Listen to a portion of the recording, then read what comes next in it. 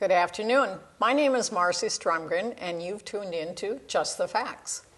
I have in the studio today a former Department of Transportation employee, Frank Pfako. Thanks for coming in today. Thank you, Marcia. Thanks for having me. Frank spoke before a group of people a few weeks back, and he has some very interesting things to say about the Department of Transportation, and I thought you viewers might be interested in. So often we don't hear a lot of what really happened, and so I'm going to have Frank talk about a few of those things that he discussed, and then I have some questions myself. Frank, you were in on... you were working for the department. Tell me how many years it was you worked? I worked for about 34 and a half years for the Minnesota Department of Transportation, mostly in the environmental office.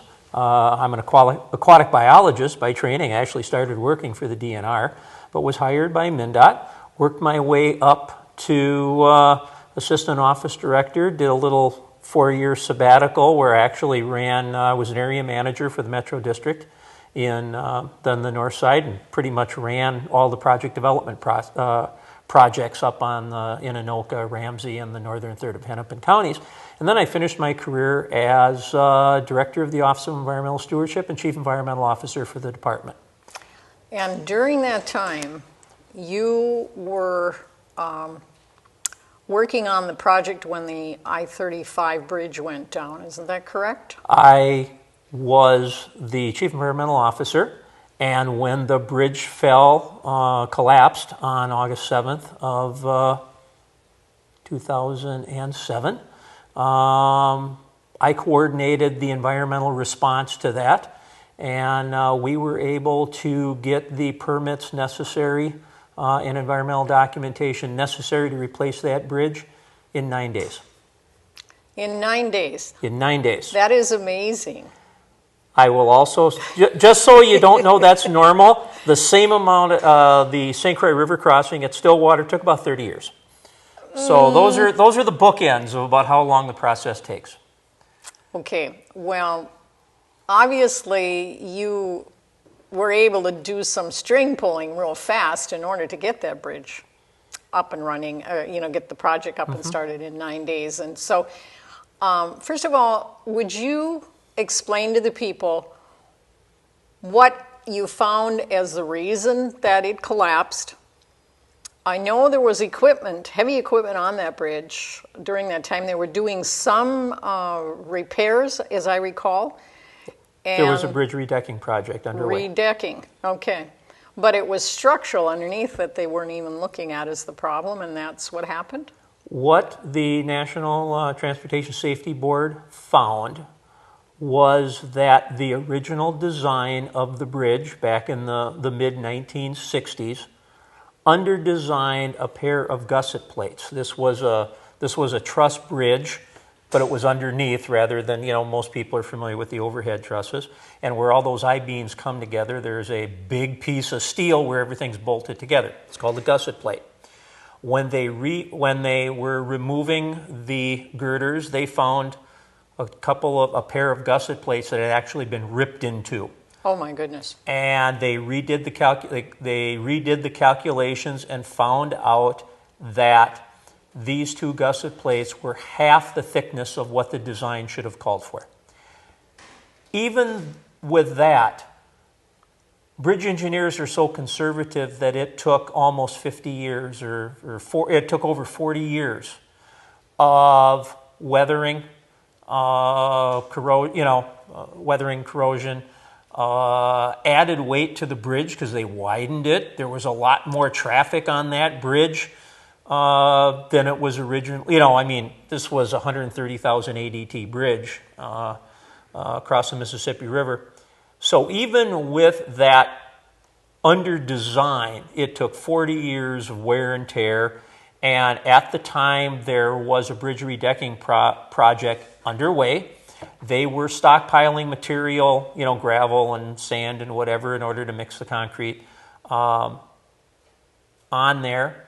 That possibly added differential loading to everything. And so those were probably the proximate causes of why did it collapse at that one time. but the original cause was an under-design of the gusset plates from the mid-60s. My goodness. Has that bridge collapse had an impact on your departments investigating other bridges that perhaps may have been built similarly?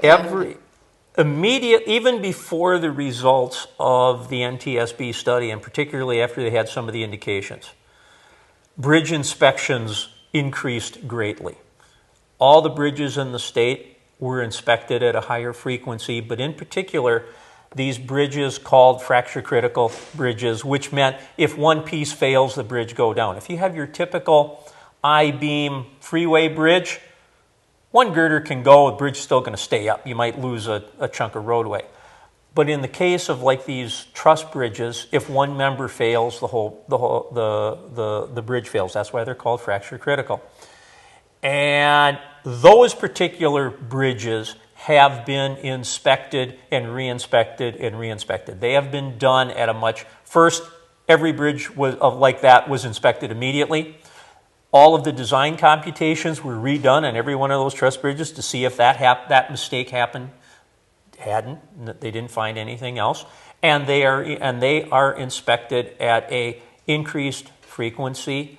And in addition, some of the bridge or the bonding money that was passed in the 2008 session went to accelerate the bridge replacement program of these large older bridges, and so a lot of those old fracture critical bridges have been replaced. And so yes, that had a profound influence on MnDOT's bridge program, and our bridge, a lot of projects, St. Croix being one of them, but other bridges, the I-90 bridge down at La Crosse, Highway 23 bridge in St. Cloud. A lot of those big bridges over water have the replacement projects have been accelerated, and they've been pretty much taken care of. That's good to hear that for the sake of peace of mind of of viewers that drive any of these bridges at any time. And I go to the cities frequently, so yes, and my son tells me, now, Mom, don't go down this way or don't go down that way, because they're in the middle of a construction project. So that I keep track of what's happening before I get down there. The 35W bridge, my daughter was going to the university at the time. When I worked in the Metro District, I commuted over that bridge twice a day. With my daughter at that time at the university, either my wife or I would drop her off or pick her up often, and so we use that bridge on a regular basis. Wow. Well, you were very fortunate you were not going over it at the time. How many deaths were attributed to that? There were 13 people killed, and I've heard varying numbers, 160 to over 200 injured. Wow. I imagine there was a major lawsuit. There were a number of lawsuits, I think if not all, most of which were settled. I know there is a limit to the liability of a governmental unit, and all that money was pooled in to be used by the survivors and victims of that. The design firm which originally designed that bridge was absorbed into another design firm, and I believe there were lawsuits against that firm for their engineering liability, and I'm not sure how those turned out, but coming up on 11 years ago, I think those have all been settled now. What a tragic thing to think that had to be deaths associated with that. One of the things when you were talking earlier, when you say they increase the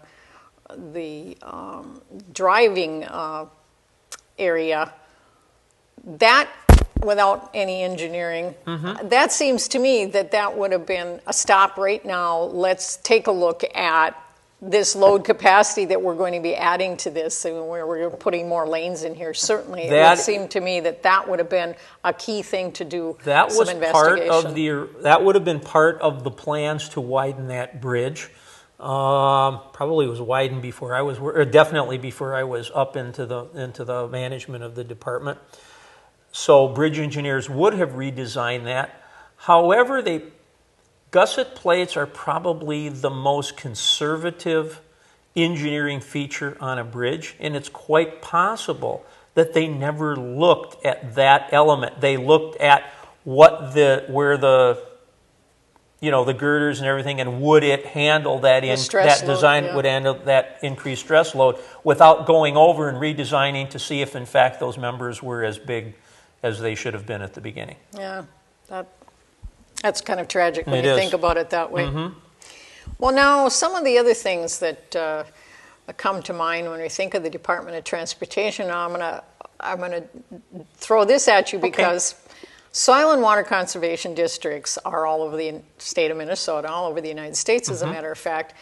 And frequently, every year we have a meeting in December, and frequently the Department of Transportation has a representative there. A few years ago, probably about 3 now, I went and talked to the fellow in the booth, and I said, something that really troubles me is all the salt that is used, or whatever chemicals are used, to keep our roadways safe. And I said, I've lived in my home now since 1976. And my husband always parked his vehicle in the same spot every year. Mm-hmm.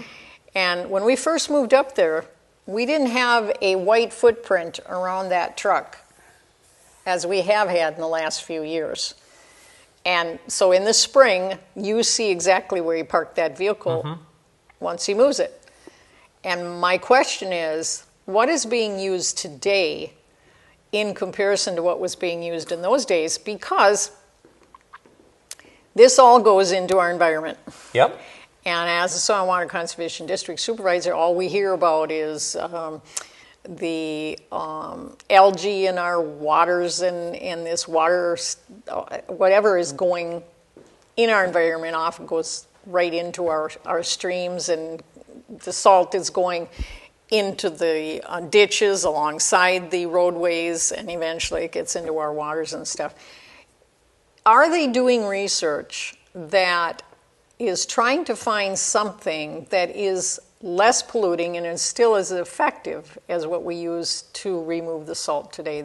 Compared to what we used to use, it seems to me we used to use more sand. I don't know if that's a good idea anymore, but whatever, that footprint is there, and it never used to be. That's interesting. One, we're still predominantly using the same chemical that they've used for the last 50 or more years, and that's sodium chloride, typical rock salt. There has been tremendous amount of research done on that. I got involved with that early in my career. I was hired as an aquatic biologist, so the effects of salt was actually my area. That was my responsibility. And there has been lots of research and study and working with the Pollution Control Agency on a number of things. What we found, what has occurred since I started with the department in 1977, has been, first we tackled housekeeping practices, which is how do we store salt at MnDOT truck stations.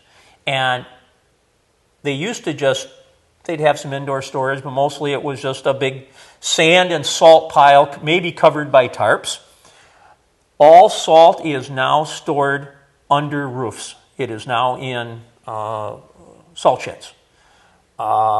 We used to mix sand and salt, typically at probably about a 10% mixture to go in the pile, so the sand wouldn't freeze together. And then it would, depending upon the weather, they would add salt to that as they loaded the trucks. We have gotten away from the sand-salt mixtures because that sand was clogging our drainage systems. It was clogging the ditches, it was clogging the storm sewers, Sure. And we started going to a straight salt mixture. We have actually cut the rate that we have salted roads on tons per lane mile dramatically since I started, for 40 years ago. We found, after housekeeping, we made sure that we would wash, when we would wash the trucks out, it just wouldn't go into the storm sewers and out. We actually have an enclosed system now. And we store that brine because, one, we found out that if you put dry rocks out down with the spreaders and, you know, they're driving 30, 40 miles an hour, that rock salt just skitters along the roadway. We now pre-wet the salt. You now see trucks that have big plastic tanks on the side, and that's a pre-wetting. Well, use it too. That's salt brine, and some of it's recycled, some of it's created.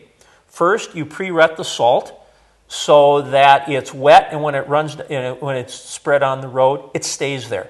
You therefore need less of it to have the same effect.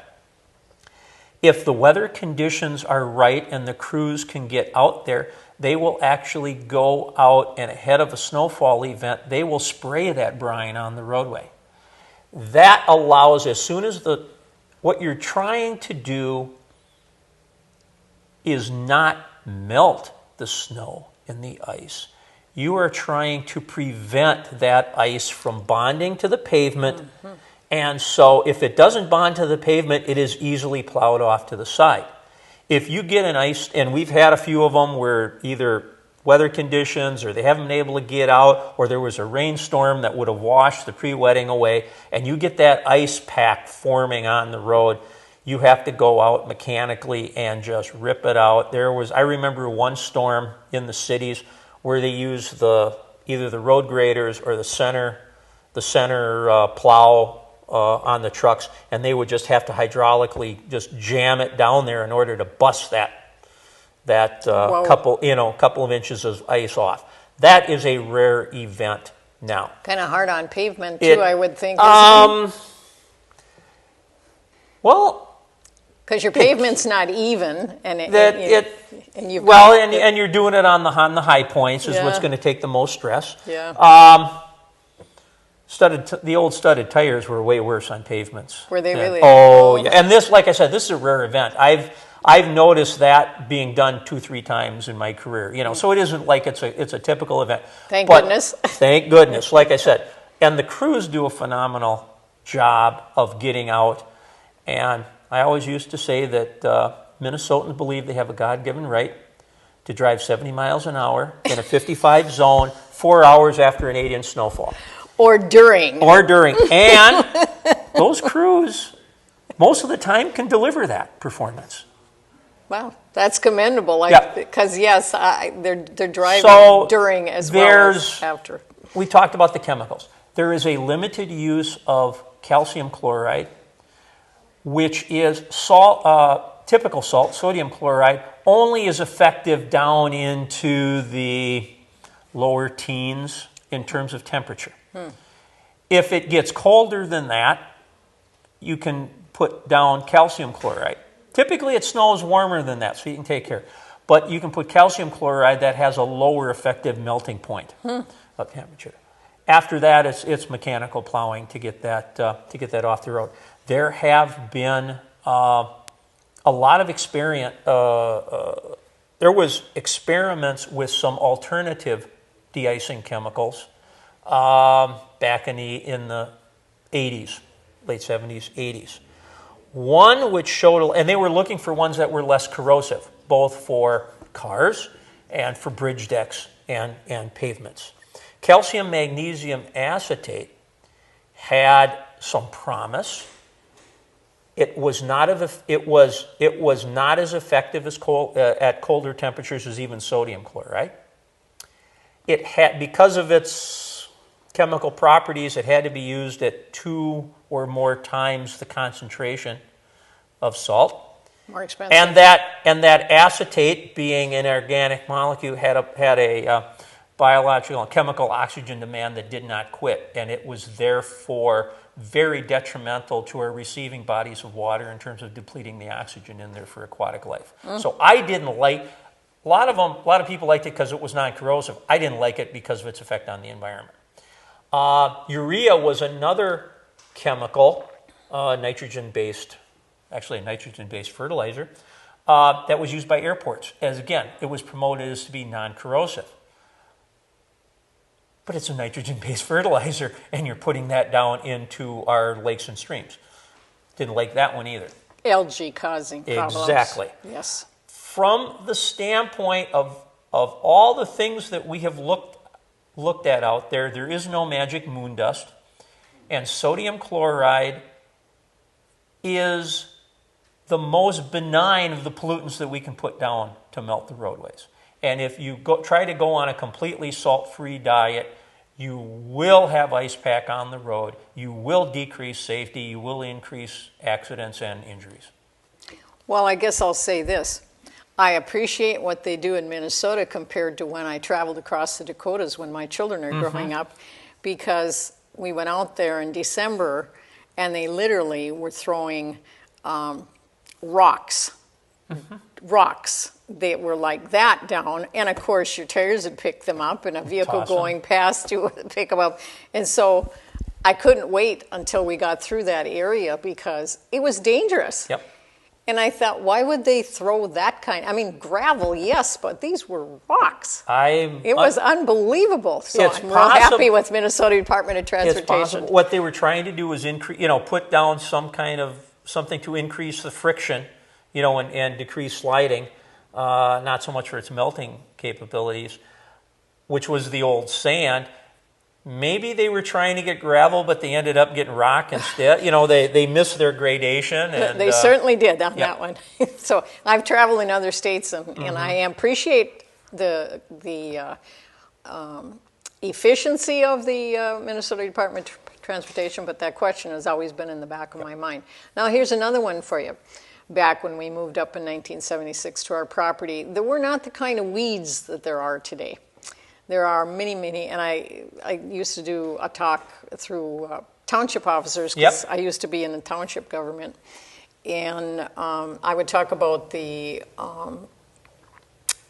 invaders, the noxious weeds. Noxious weeds, unbelievable.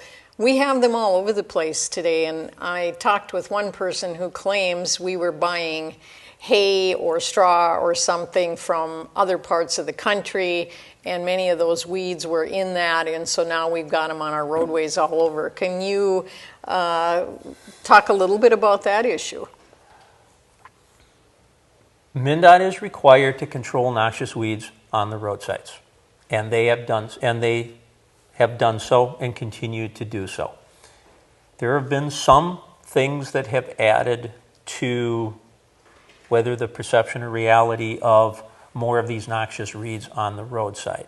One, we no longer do full-length mowing on the roadsides. That's been an environmental push. We actually have a law that prevents us from doing any kind of full-width mowing except for a very narrow window from like mid-August to mid-September, trying to either avoid nesting and leaving some growth in the fall to set up for nesting birds in the spring. We have been, whether or not I necessarily agreed with it, they have been decreasing the amount of farmer haying of the roadsides so that there's less mowing. They do not have that same restriction on them. This is a restriction, state law and road authorities. Farmers, like some farmers who need that for their animal operations, and that's steadily decreasing, have had a custom. Actually, it was a illegally permitted activity up until, I think, the mid-'80s, for them to go on their roads, adjacent roadsides, and hey, they could even till it up if they wanted to plant a better crop. Very few did, but that was allowable, and that law was repealed, I think, back in the '80s. We are and the environmental. We've had the environment, so we've got less cutting of the roadsides.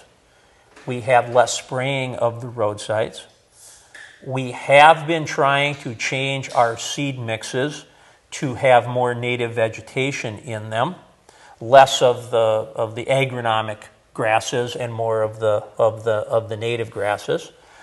We also have different seed mixtures. We also have to determine what is salt tolerant and what is not. Obviously, closer you get to the roadsides, the higher the salt you have the salt spray, higher salt concentrations. So you experiment on what species. So seed mixes have been changing over my over the last 40 years. is it possible that when we are redoing a roadside and we call for seeding and mulching for erosion control, that there was a hay source that wasn't checked out and was typically you try to spec that it be a good, clean source? Is it possible in selected locations that there were weed seeds in that mulch? Or in some of those, some of the, as you experiment with different seed mixes, is it possible those are not as pure as one would hope? Yeah.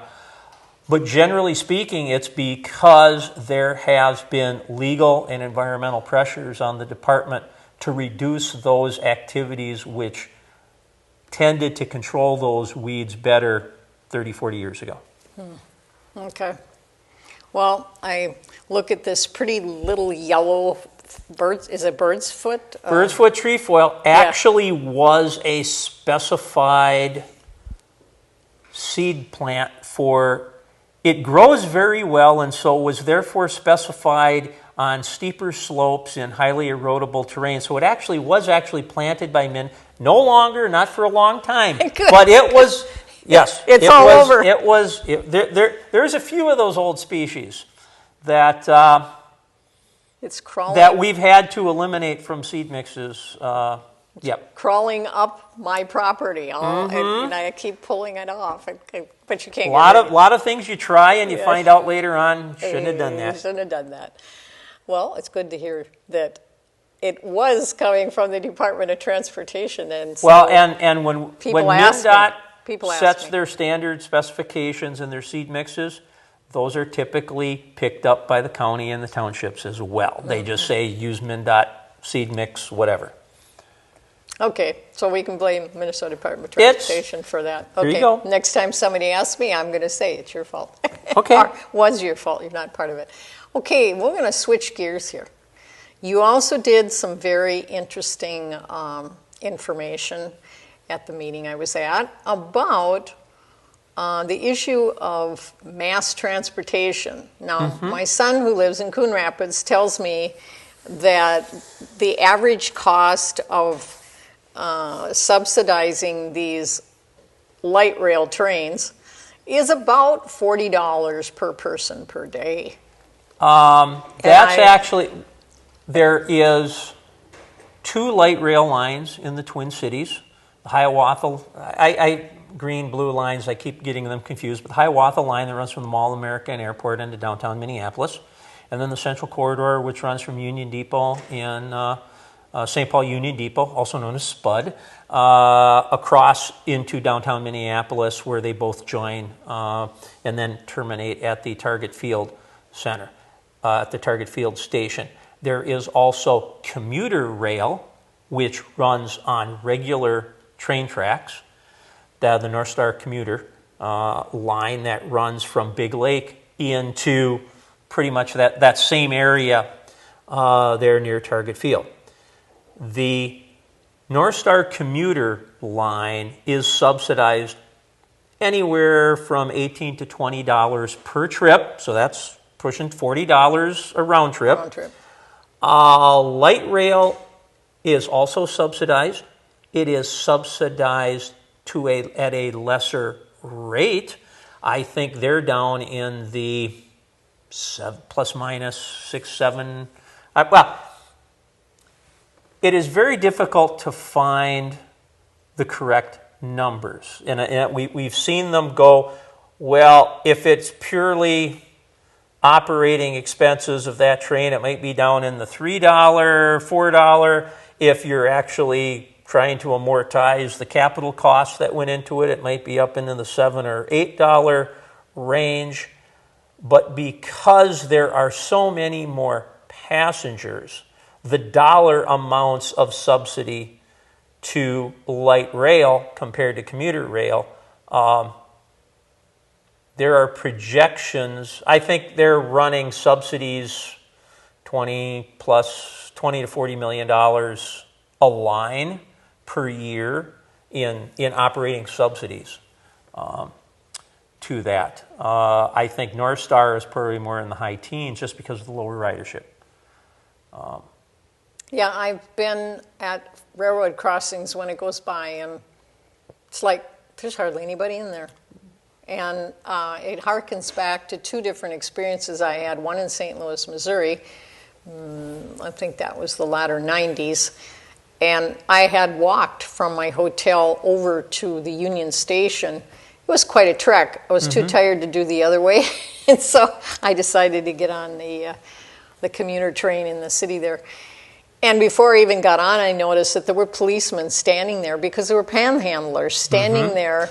And so to keep them from bothering the potential riders, they had policemen. And when I got on the train, there was hardly anybody on there. I was in Baltimore, Maryland, and had to go back to the airport because my luggage didn't come with me. And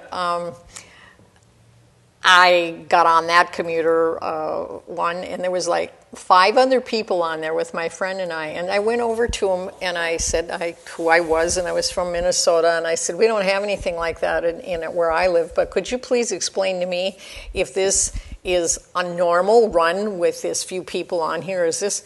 And they said, oh yeah, it's never made any money in its entirety. And I don't know how many years it was. That was like right around 2000.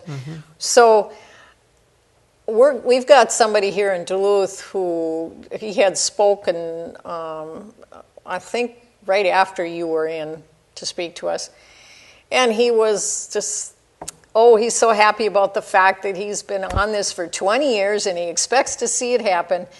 And he gave us the information, and I'm sitting there going, right, we're going to get enough money off of that from the Twin Cities to Duluth when you don't have enough ridership from Big Lake to the Twin Cities and back again, that you're subsidizing it, $40 per person per day.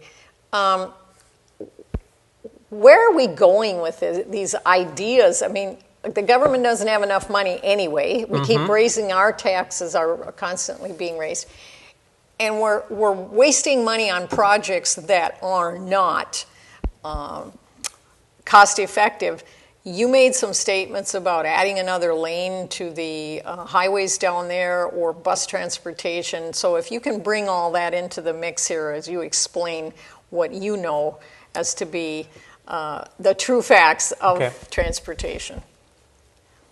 The project you were initially referring to is probably the Northern Lights Express, which is a proposed intercity passenger train between the Twin Cities and Duluth. That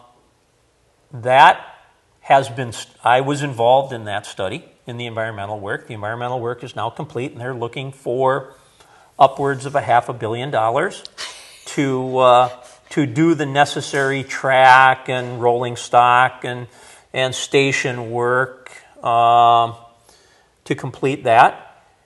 It would then, by their own numbers, it would have a estimated operating cost of about $19 million a year, of which their estimated fare box is only about 12.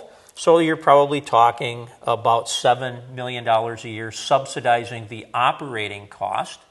There is no train, be it an intercity passenger rail, a commuter rail, a light rail, or as the city of St. Paul is now proposing, modern streetcar from Spud in downtown St. Paul out to the airport and the Mall of America. There is no train that currently even meets its operating revenue, and so they don't even think about paying off the capital costs of building it. And while North Star is only looking at, $400 to $600 million, we're over $2 billion on the proposed Southwest Light Rail. We're probably at about $1.6 to $7 billion for the proposed Botno Light Rail line that runs up to from that Minneapolis station up to Brooklyn Park. Southwest Light Rail runs down to Eden Prairie. They're probably looking at $1.5 billion for that for the Riverview corridor, that St. Paul modern streetcar. And the difference between light rail and a modern streetcar is you don't get the cars out of the way. You actually have the tracks in the same lane as the driving lane, and the just like the old streetcars, and the driver of the streetcar has to operate in mixed traffic. And all that, they want, City of St. Paul, Ramsey County has decided that they want to spend upwards of, in today's dollars, $1.5 billion. It'll be well over $2 billion by the time they even think about, they're just beginning their environmental work. Before they get the boots on the ground. And that will deliver someone from St. Paul Union Depot to the airport or to the Mall of America about 20 to 25 minutes slower than the current express bus lane. Now that makes perfect sense. Doesn't it, though? I love it. Ooh. So the idea of the urban planners, the transinistas, as you will, they are not proposing these so much as a transportation mode, but as a way to redevelop the areas alongside and the station locations. And it's a way to better urbanize, to add density to the upify the neighborhoods, and turn those areas, I don't know, into the new Portland, Oregon. And since they probably own property, it's for their benefit, not the public. That may be, in fact, be true. I'm making no accusations. Maybe. Maybe. Okay. Well, whatever the case may be, it's like, okay, I own a business and I keep getting an increase in my taxes because people have these wild-eyed ideas, and there's no common sense being applied to the actual need. Mm-hmm. And when this Ken Bueller, I'll mention his name, he's into trains. He's part of the depot down there. I believe he has an idea to get a feather in his cap that he pushed this thing and he saw it happen before the end of his lifetime. So I don't think he's looking at any kind of reality, at least from his presentation, which I made some, I thought, deep thinking questions. And of course, he didn't appreciate the fact that I wasn't on board with him, and I could tell that. So, yeah. Everything that he presented, I had questions. I said, you are comparing from Minneapolis to Duluth to the East Coast, and how well used it is. And look at the population density as compared to what we're dealing with from here to there. You're not using good examples in my estimation, and so they are in the case of the Northern Lights Express. They are proposing from the target field, same place where the North Star coach is, to Duluth. They would have a stop in Coon Rapids. There's a park and ride right along Highway 610. They would turn the end railroad tracks. There'd be a stop there. I used that. Okay. Then again, run up Burlington Northern Tracks. There'd be a stop in Cambridge. There'd be a stop in Hinckley. They are counting on a draw of people going to the Grand Casino as a major driver of the passenger count. Then they would have a stop in Superior, and then they would cross the Grassy Point Bridge going about 10 miles an hour to finally get to the terminal in Duluth. Now, they might, on some of their improved stretches of track, they might get up to 90 miles an hour, maybe. They say they're going to average close to 60 miles an hour and turn in a trip in about 2 hours. They say 2.5, but it's more like 240, 235, 240.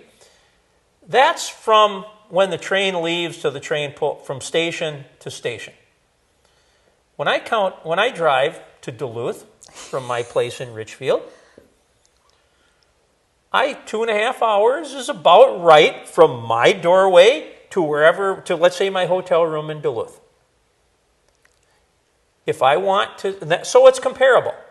But then I would have to add my trip from my door to the station, which could be a 10-minute drive to the Fort Snelling Park and Ride lot on the Hiawatha line, then maybe 10-15 minutes to walk and get on the on the train, another 40 minutes to get downtown, and then my walk down to the station, buy a ticket, make sure I'm there early enough.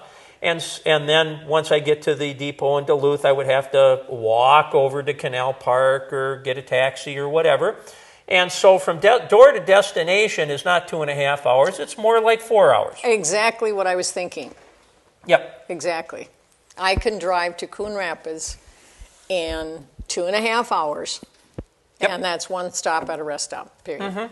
So you're going to stop at all these different places and so only take 2 hours and 40 minutes? I don't think so. I really do not believe that one. Yeah. Well, accordingly, they, you know. Surely this casino is going to push for this because they're going to benefit by all those people that stop in to do their leisure activities. And they did explore a spur that would actually deliver people to the casino. They found out that was impractical, so they will have a downtown Hinckley stop and then shuttle buses to take you to and from the casino. Okay, yeah, and people need to think about the costs of every one of these additional aspects of it. Oh, we've got that pretty well covered, and I appreciate your statistical information there. Would you please explain the express lanes? I remember you talking about the express lanes and how they really have not saved. Was it any time, or what exactly was it that you saw in putting these express lanes in and not being such a big benefit? Well, they're a benefit to some people. Originally, it was the reversible sane lanes on I-394. That has now morphed into min-pass lanes. They were originally designed for transit buses and carpools. Found out they had a lot of extra capacity that wasn't being utilized, that the dominant way for folks to commute into the downtown is a single occupant vehicle. And we've noticed, I remember talking to traffic engineers, and they have a strange sense of humor, but they kept noting how the average, number of people per car at one point might have been 1.5, 1.4, and kept slowly over the years decreasing, 1.3, 1.2. Really? And then they'd finally joke and say, if it keeps going this way, pretty soon there'll be less than one per car. Which was a joke until we're now talking about autonomous driving vehicles, Yeah, and so right. that may in fact be a reality. So it was opened to people who were willing to pay. A single occupant vehicle could buy a transponder that would track their commute, and they would be billed for the time they spent in the express lane on a monthly basis. And that it could go from as low as 25 cents to get you into downtown Minneapolis, or it could go up to, $4.50. You could. They're billing for 25 cents. I mean, boy, that's on a monthly basis. Okay. That's a per occasion. You see, you have an electronic transponder, you have an account. You don't have the toll plazas and throw in your quarters. You are billed monthly. Actually, you put money in and they take it out, and then they tell you to put more money in. So you're paying it. Those people pay ahead. They aren't billed for it. They pay ahead for it. okay. Currently, 35W, south of downtown, is under construction, is under major reconstruction. And as of, I think, a couple of weeks ago, half of 35W is shut down, and they are making, instead of a 10-lane freeway, you have 3 lanes inbound and 2 lanes outbound. And that's going to be the way it looks like this year and next year until they get both sides done. One of the lanes going into downtown is a min-pass lane so that people can pay. The purpose of that, and it's of that variable toll, is you want to give those folks, you don't want them stuck in bumper-to-bumper traffic. You want them to move, ideally at 55 miles an hour, but 45, 55 miles an hour. You want them to have a if they're paying for it, they need a distinct advantage. As that loads up, they raise the tolls so that people decide, I can move into the other lane, so you keep that speed up.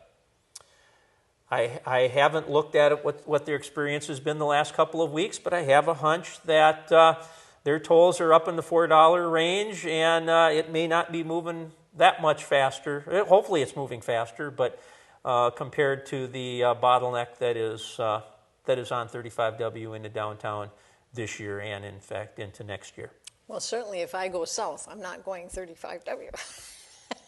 No, you 35. to anyone who are going to the Twin Cities for at least these next 2 years, and they will still be doing 2 more years of construction, but at least it won't be on main line. It'll be on ramps and bridges. Avoid downtown Minneapolis at all costs. Go 35E and go St. Paul, and if you got to go to, I live in Richfield. If you got to go to the Mall of America Airport, coming from Duluth, go 35E. Just avoid 35W. If you're going on the north side, maybe you want to slide over to Highway 65, Cambridge or Princeton, and then come down to go to the west side of town rather than come in. Okay. Be prudent on that.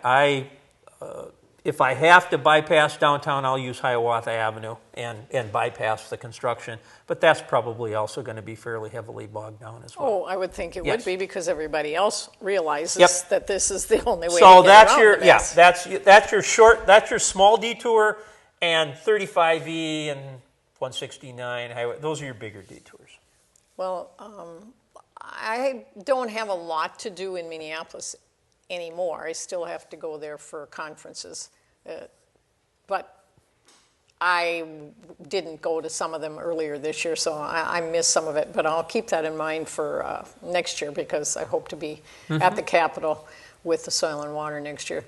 When I go down to the cities and I want to go to my son's, he's on East River Road, so I take 10 off of 35 and I head over and then take the East River Road and go right down to him. And then if I'm doing, most of the stuff I need to do is on the western side. Yep. So, 694 to 100 or 169, I get around pretty good. Now, you could come in 35W and then cut across on Highway 10, Highway 610. Yes. That's going to, that'll still be, matter of fact, might even be a little bit better, because people are taking the 35E detour. So that stretch of 35W.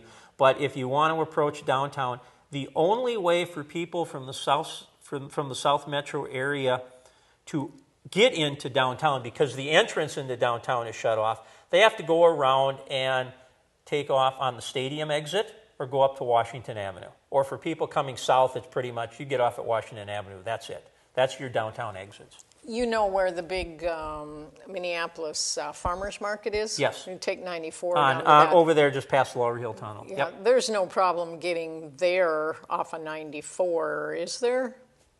The only problems you have is the tunnel.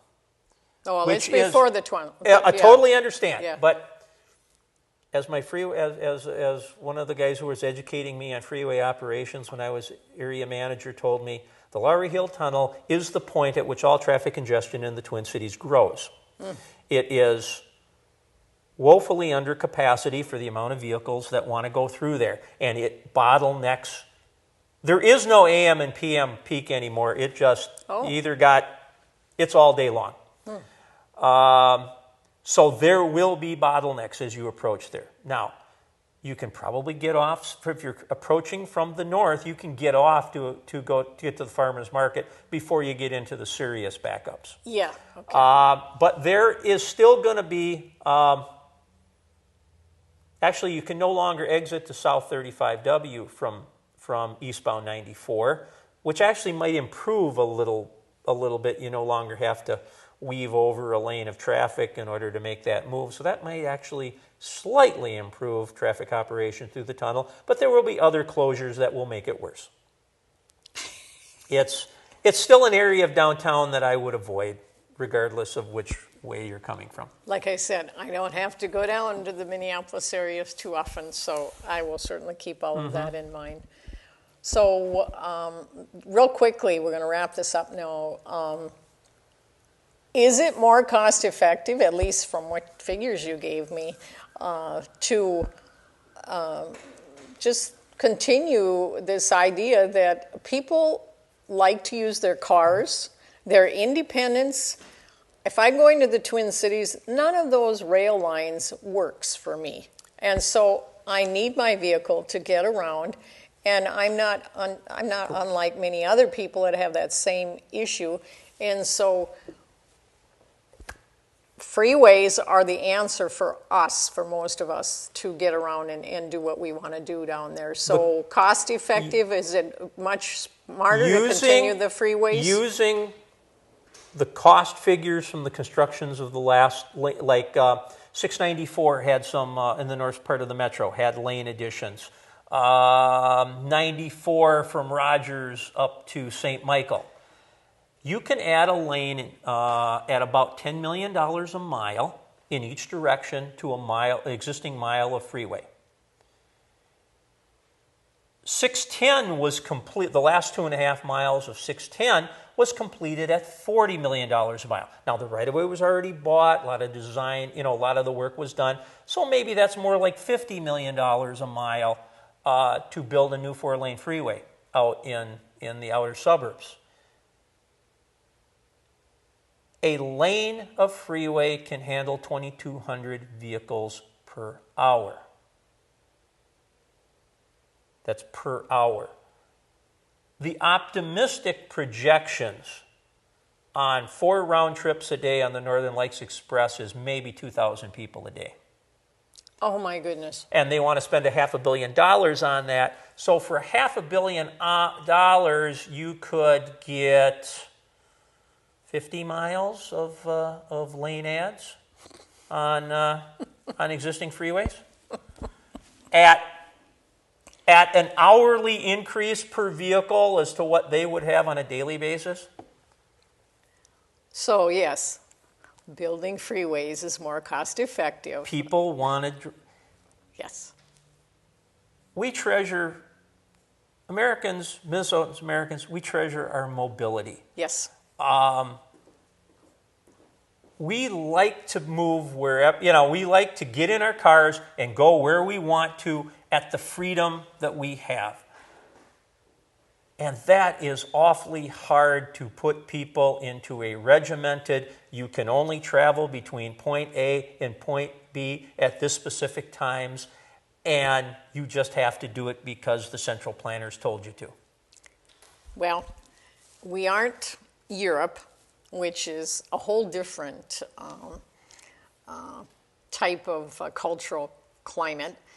And like the one of my people asked Ken Bueller was, so people come north with their campers, their boats, their guns to go hunting, and how do you propose to equal the costs of putting them on a train, providing a vehicle for them at the other end of the line?